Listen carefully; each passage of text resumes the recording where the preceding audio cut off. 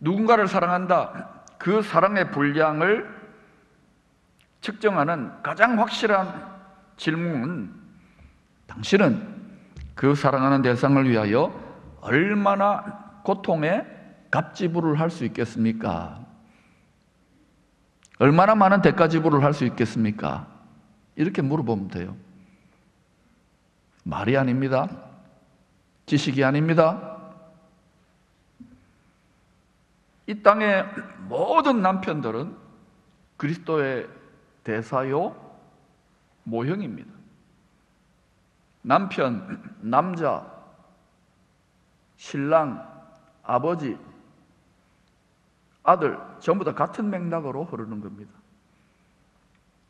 이 땅의 모든 아내들은 본질상 교회의 그림자요 예표입니다.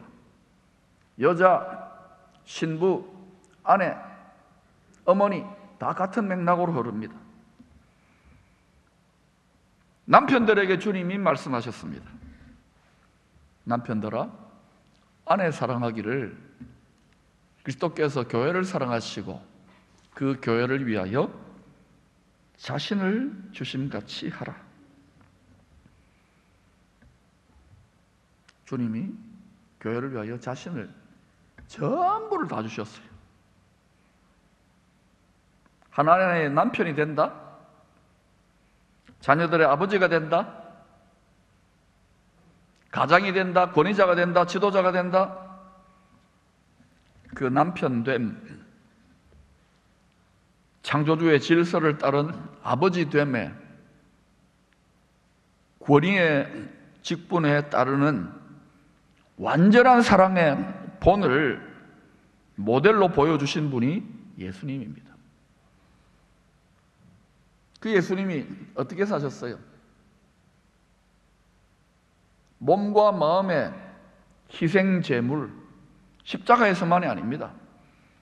온통 일생이 33년 정도 일생이 사랑의 값지불, 대가지불을 하시는 인생이었습니다. 주님을 깊이 묵상하면서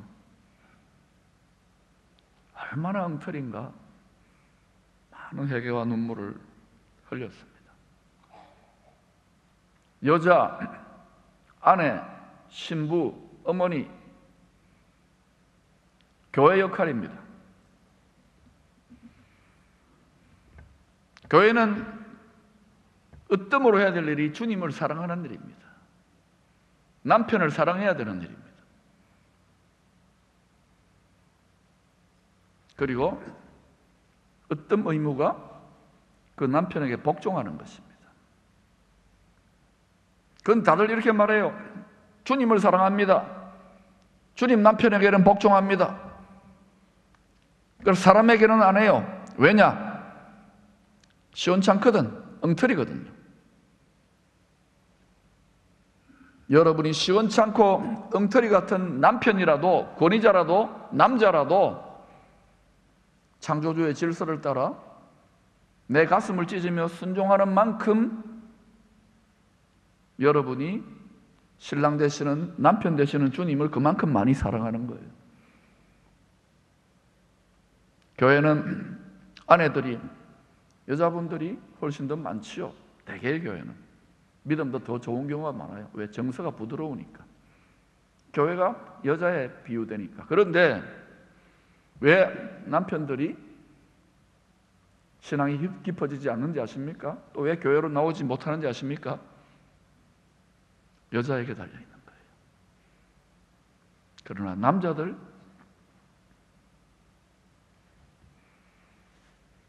어떻게 우리가 예수 그리스도에게 일치됐다고 말할 수 있겠습니까? 여러분은 사랑하는 그 대상을 위하여 얼마나 고통의 값지불을, 희생의 대가지불을 하실 수 있는지요? 하나님을 가장 사랑한다면서요.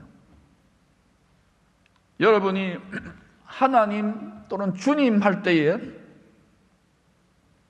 여러분이 지불할 수 있는 고통의 값지불, 고생의 값지불, 희생의 대가지불 만큼 여러분의 믿음의 실력과 사랑의 분량이 그대로 주님은 측정하는 것입니다. 사람들은 속아 넘어가요. 학위에 속아 넘어가고 직분에 속아 넘어가고 외식에 속아 넘어가지만 나중에 그것이 주 앞에 벌거벗은 것처럼 드러나게 될 때 전혀 다른 하나님 나라의 평가가 드러날 것입니다. 주 58년 바울은 죽음보다 강한 그리스도의 사랑의 강권으로 예루살렘 공회의 법정에 서 있습니다. 사랑의 포로가 된 거예요.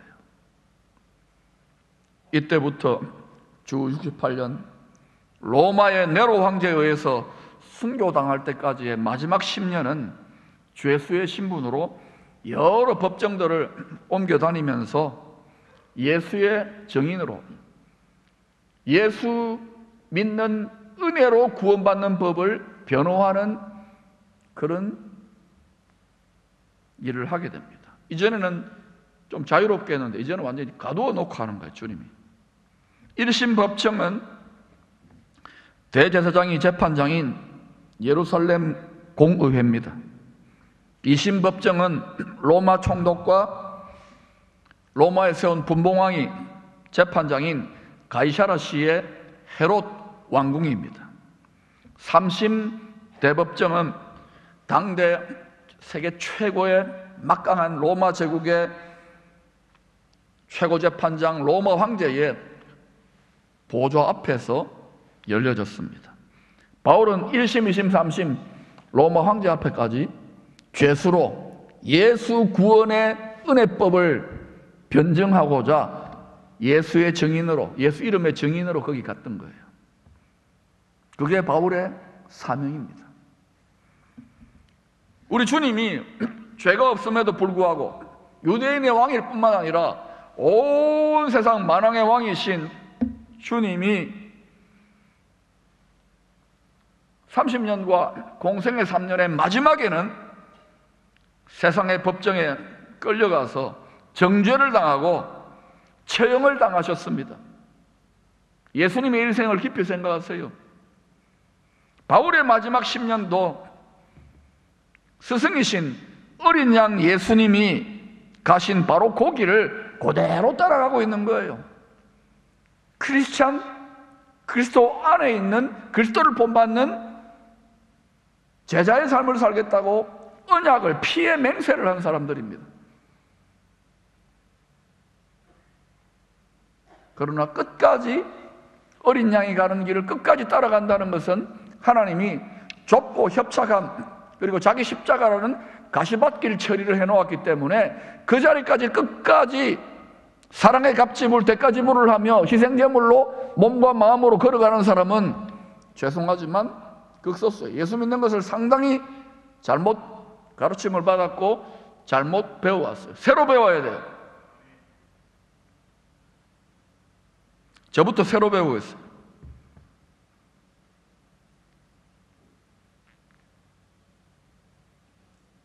여러분, 마태복음 24장에서 불법이 성함으로 사랑이 식어져 간다 그랬어요. 장차 세상의 법정에서 전 세계에 예수의 증인, 예수교 크리스찬들이 어떻게 될지 성경을 깊이 읽어보시기를 축복합니다. 예루살렘 공회에서 바울이 예수의 복음을 변호하자 이 1심 법정에서 난리가 납니다. 큰 분쟁이 나요. 모세 율법을 자기는 다 지켰기 때문에 구원을 받았다고 하는 종교적 자기의. 여러분, 우리는 예수 믿는 예수 공로의 은혜로 하나님의 의를 이루는 사람들이지, 그걸 믿음으로 예수 믿고 자기 의가, 자기 영광이 꽉 올라간다 그러면 반드시 어떤 일을 하느냐? 비난하고 비판하고 책망하고 정죄하고 판단하게 되어 있습니다. 진실로 신앙이 잘 신앙의 집이 세워지는 사람은 깊어질수록 뒤집어 써요. 희생제물이 돼요. 이 종교적 자기의에 사로잡힌 율법주의자들이 바울을 찢어 죽이려고 합니다. 그냥 죽이는 게 아니라 찢어 죽이려고. 누구의 스피릿일까요? 이 위대한 종교적인 열정적인 사람들이. 로마군의 천부장은 자기 부하들에게 명해가지고 이 성난 무리들에게서 바울을 빼앗아가지고 낚아채가지고 영내로 들어가게 만듭니다. 율법주의자들이 얼마나 화가 났으면, 자기 의에 사로잡힌 사람들이 얼마나 화가 났으면 다음날 40명이 자원합니다. 파당을 만듭니다. 바울을 죽이기 전에는 먹지도 않겠다, 마시지도 않겠다, 굳은 맹세를 합니다. 여러분, 하늘로도 맹세하지 마십시오. 땅으로도 맹세하지 마십시오. 왜? 우리는 약속을 지킬 수 있는 능력이 없는 사람이에요. 약속을 하셨습니까? 반드시 지키시기 바랍니다. 이 맹세를 지키지 못하면 하나님이 내리는 저주를 고스란히 다 받겠다고 하는 피해 서원, 피해 맹세를 하나님 앞에 한 겁니다. 율법을 지키는 사람들이니까. 바울은 예루살렘에서 죽기도 각오했어요. 기꺼이. 충신이죠. 바울 어떤 기도를 했을까? 제가 묵상해 보니까요, 바울은 자기가 로마 황제 앞에 서야 된다는 걸 알았습니다. 에베소에 어마어마한 부흥을 일으켰는데도 거기에 안주하지 않고 자기 십자가의 길을 끝까지 가는 거예요. 뭐 은사를 받고 예언을 받고 환상을 받고 감동을 해도 끝까지 가는 거예요. 사람을 이길 수가 없어요.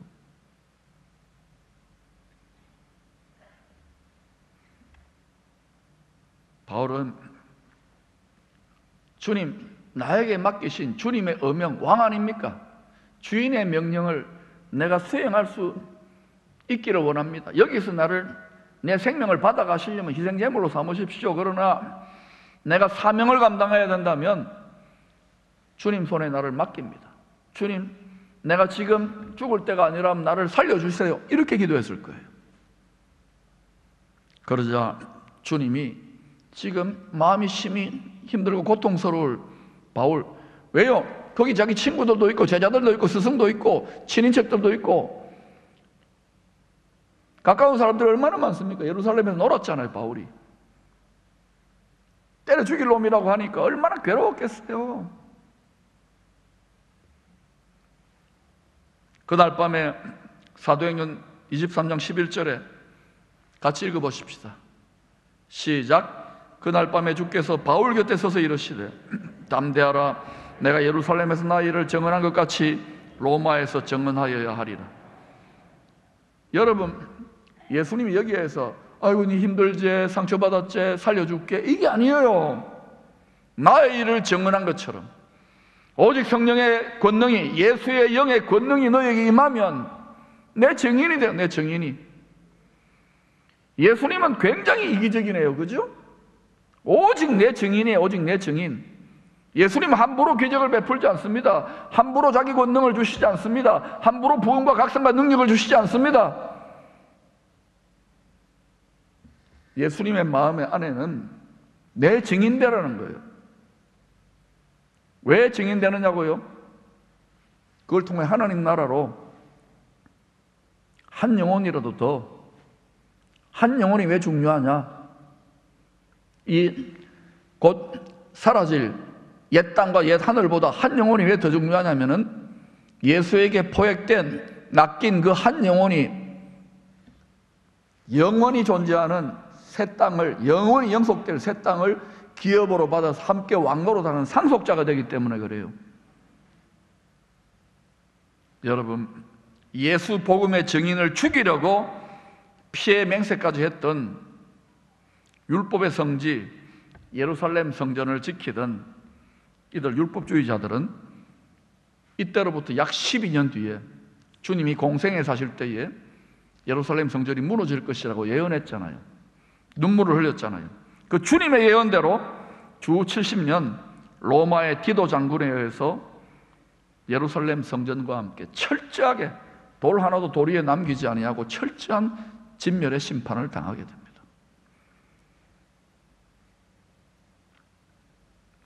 그 결과로 예수의 은혜의 복음, 예수 피공로를 믿는 은혜의 복음은 예루살렘을 떠나서 본격적으로 로마를 거쳐 땅끝까지 전파된 거예요. 그 덕분에. 그러면 예루살렘 율법주의자들과 먼저 율법의 말씀 맡은 이스라엘은 버림받았는가? 그렇지 않아요. 지난 2000년 교회 역사 속에서 가장 크리스찬들을 통하여 학대받고 핍박받았던 대상이 누구인지를 깊이 생각했어요. 하나님은 장자 이스라엘들을 버리지 않습니다. 이제 다시 예수 은혜의 복음은 우리 이방인의 충만한 둘째 아들의 충만한 때가 끝나가기 때문에 예루살렘으로 돌아가고 있다는 것을 기억하시기를 바랍니다. 그러나 지금은 이방인의 충만한 숫자, 특별히 일본을 우리는 커버해야 됩니다. 열심으로 이 일을 위하여 충성하시고 정렬될 수 있기를 축원합니다. 예루살렘에서 예수 이름을 위하여 기꺼이 죽을 각오를 했던 바울이지만 막상 자기 가까운 지인들이나 이런 사람들 속에서 오해를 받고 프레임을 씌우고 때려 죽일 놈이라고 하니 마음이 얼마나 힘들었겠어요. 하늘 위에서 이 모습을 가만히 지켜보고 계십니다. 주님은 거의 대부분은 가만히 지켜보고 계세요. 저도요, 예수님은 출장 와서 내 한번 만나 주이소. 안 만나 주십니다. 그런데 여러분 잘 들으세요. 보지 않고 믿는 게 더 상이 많습니다. 알아들었습니까? 자꾸 뭘 본다, 뭐 천사를 봤다, 뭐 예수님을 봤다. 여러분 안 봐도 돼요. 보이는 말씀이 있잖아요. 보이는 말씀에 저 집중하시기를 바랍니다. 자꾸 뭘 보는 것에 집중하면은요 변질돼요. 봐서 뭐 할 건데요? 보이는 말씀을 계속 깊이 묵상하고 주야로 연구하면 내 길이 평탄하게 될 것이라 내가 형통하리라. 출장 오셔서 주님이 바울은 너무 힘드니까 주님이 용기를 주십니다. 담대하라. 내가 예루살렘에서 나의 일을 증언한 것 같이 로마에서도 증언하여야 하리라. 여러분 바울이 불쌍해 보이지요? 비참해 보이지요? 가족들에게도 버림받고 동족들에게도 버림받고 헬라인에게도 버림받고 로마 사람들에게도 버림받고 심지어는 소아시아의 교회들에게도 버림받고 소수의 한 20-30명의 자기 제자들만 끝까지 바울이 마지막 순교의 길을 갈 때 디모데 전후서를 읽어보세요. 거기 남아가지고 안부를 전하고 있는 바울. 아무도 원망 안 해요. 왜? 바울은요 하늘에는 영원한 상을 받았어요. 나의 달려갈 길을 마쳤기 때문에 그래요. 그게 믿음 생활이에요. 아가서 6장 9절에서 만왕왕 솔로몬 그 주변 예수님을 표상하지요. 그 주변에 왕비가 후궁이 시녀가 무수합니다. 그런데 왕의 마음을 주님의 마음을 빼앗은 자는 나의 비둘기, 나의 완전한 자, 나의 사랑하는 자는 너 하나뿐이로구나. 우리가 영원한 나라에 가보세요. 전혀 예상도 못했던 저처럼 드러나가지고 있는 존재 아닙니다. 주님 말씀대로 진실로 주를 사랑하면서 숨어있는 존재가 우리가 상상도 못하는 보좌 가운데 영광 가운데 있을 거라고 저는 봐요. 제가 두려워 떨면서 분발하고 있는 거예요. 새벽에도 일어나서 기도하게 돼요. 여러분을 위해서, 저 자신을 위해서, 또 저보다 더 뒤에 예수를 믿고 따라올 우리 자녀들을 위해서 계속 기도하게 돼요. 한국교회를 위해서 기도하게 돼요. 나라를 위해 기도하게 돼요. 어떻게 기도 안 할 수 있는 마음이 듭니까? 주님을 향한, 하나님 나라를 향한 사랑의 크기와 믿음의 용량을 측정해 보시기를 바랍니다. 교회 지도자입니까? 성도입니까? 여러분, 죽어도 끝까지 감당해야만 하는 사명을 받아서 마음에 품고 있는 사람은 그 사명을 다할 때까지는 결코 망하지 않습니다. 결코 죽지 않습니다.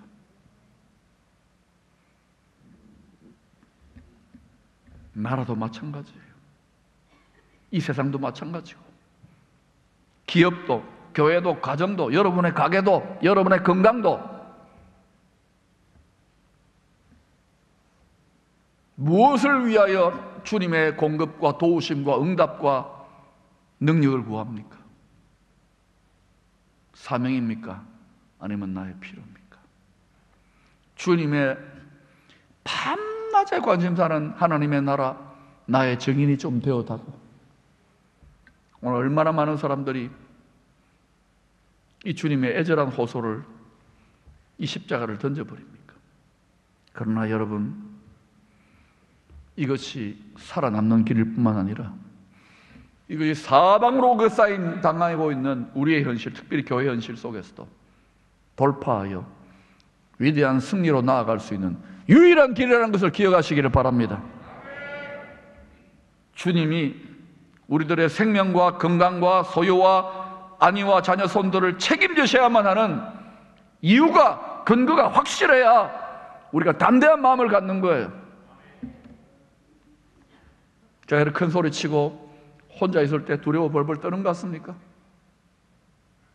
수도 없이 깨어지면서도 계속해서 하나님의 뜻을 구하고 찾고 두드리니 자꾸 가르쳐주는 거예요. 눈에 보이는 말씀을 통하여. 말씀을 배우십시오. 겸손하게 훈련을 받으십시오. 무장하시기 바랍니다. 아직은 준비할 수 있는 때입니다. 그리고 기억하십시오. 우리 민족은 이 시즌, 이 때를 위하여 주님이 5,000년 동안 히든 카드로 할만하니까 지금 바알 속에 무릎 꿇도록 하고 있는데, 여러분, 이때에 각성하여 주님의 마음을 시원케 해드릴 수 있는 하나님의 백성들이 되기를 축원합니다.